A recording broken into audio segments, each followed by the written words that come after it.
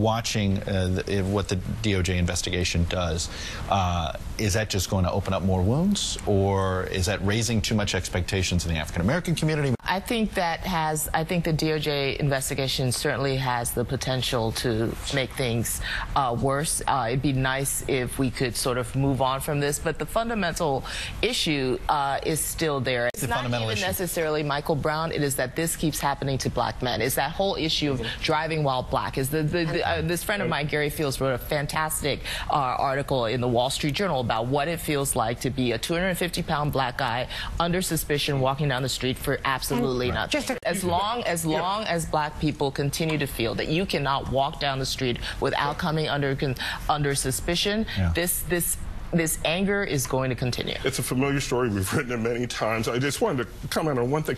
Poor communities want policing.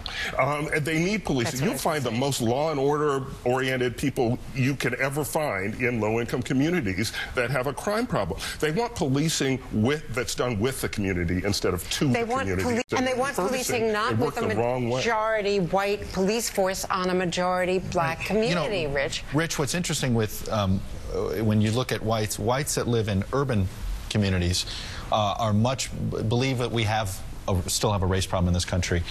Whites that live in more rural, basically whiter communities, they don't see the race issue. But you look at Ferguson specifically, this is an area where the governmental structures haven't caught up to the demographic change over the last 2 decades or so. And that's something you take care of simply by organizing and voting.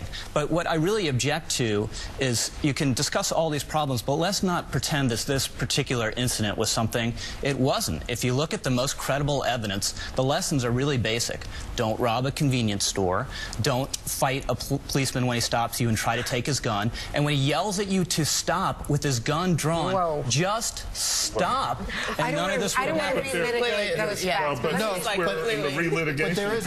There was conflicting testimony. There were witnesses who simply were not believed, who said otherwise, and there were witnesses who were believed, who and I think that's going to be subject. Said that was what happened. The physical evidence backs up Officer Wilson's version, and that's why the grand jury did decide. Very quickly, and the polling place.